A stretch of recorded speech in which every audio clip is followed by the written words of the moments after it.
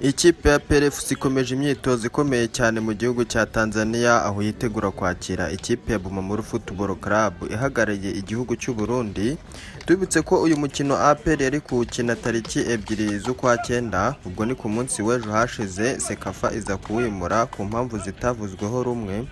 Uyu mukino wo mu itsinda B ukaba uraza kuba kuri uyu munsi, ubwo ni saa 6 zo mu Rwanda, zikaba saa 7 zo muri Tanzania. Umutoza wa PRFC Abdulrahim Taleb tukigera hano muri Tanzania hari ibyo yabanje kudutangariza. Yagize ati ni imikino itoroshye, nta kipe n'imwe yoroshye, buri wese azaba akina kubw'igihugu cye, kubw'ikipe ye no kubw'umwambaro w'ikipe ye. Natwe nuko twatakaje abakinnyi bagiye mu ikipe y'igihugu, si ibintu byoroshye, ariko mfite icyizere ku bandi basigaye ko bazadufasha gutahukana intsinzi.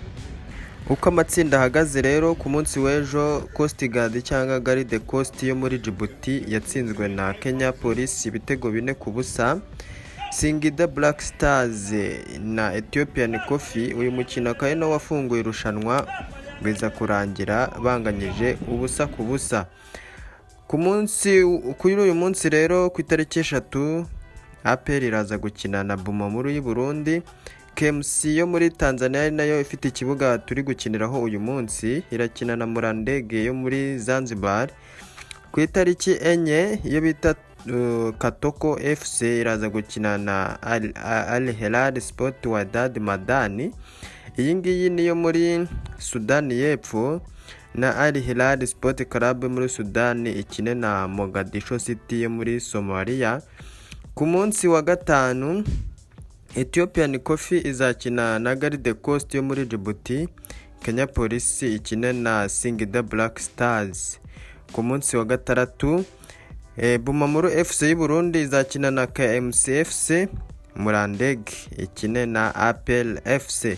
Umukino wa kabiri wa PRFC uzakinwa ku wa 5 tariki 6 Nzeri kuri Major General Osamo Stadium, mu gihe uwa nyuma uzakinirwa kuri KMC Stadium ku wa mbere tariki ya 8 Nzeri. Tubibutse ko izi stade rero ari zo muri Dar es Salaam zose. Abakinnyi ba PRFC itozwa na Abdulrahim Taleb bazindukiye mu myitozo kuri uyu wa mbere, bitegura umukino wa mbere w'iri rushanwa rya Sekafa. Umwaka ushize PRFC yasoreje ku mwanya wa 2, aho yatwawe igikombe na Red Arrows yo muri Zambia. Yari yitabiriye iri rushanwa nk'umutumirwa. PRFC rero ikaba ifite iri rushanwa inshuro 3, ikaba yaratwaye ibikombe 3 ibitwariye hano mu Rwanda, nta gikombe igira yatwariye hanze. Ikipe yonyine tugira hano mu Rwanda yaba yaragitwaye igikuye hanze ni Rayon Sport, yagitwaye muri 98 igikuye muri Zanzibar. Ese APR nayo yagitwara igikuye hanze? Nibyo gutega amaso tukareba. Mbibutse ko niba uri mushya kwiyicano kanda subscribe, ufungura inzogera, ubundi dukomeze tubane no mu bindi biganiro. Mbifurize rero kugira ibihe byiza mudukurikira umunsi ku wundi. Bye.